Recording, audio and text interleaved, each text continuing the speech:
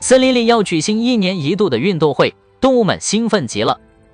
兔子东东、小猴皮皮、小熊笨笨都是第一回参加比赛，个个摩拳擦掌。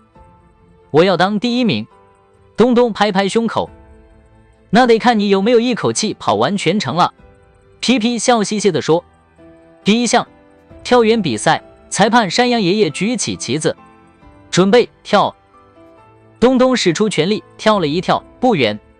皮皮跳了一跳，也差不多。轮到小熊笨笨，他咬一口香蕉，然后没跳，直接摔了个屁股蹲，全场笑得东倒西歪。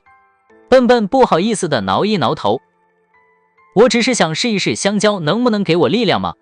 第2项，爬树接力，3只动物一组比赛爬树。裁判喊，各队排好队，等一等，听哨子开始。皮皮是猴子，当然爬得快，一眨眼就上树顶了。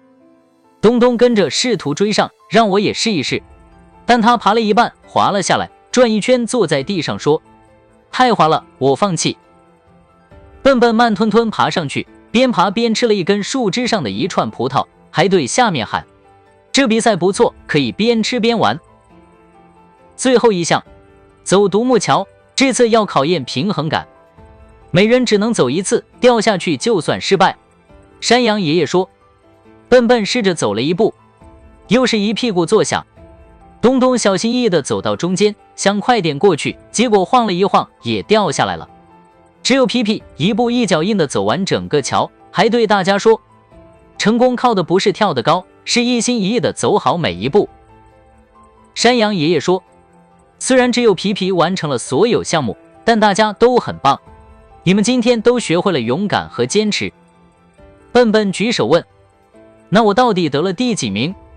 山羊爷爷笑着说，你是笑翻大家的选手，第1名。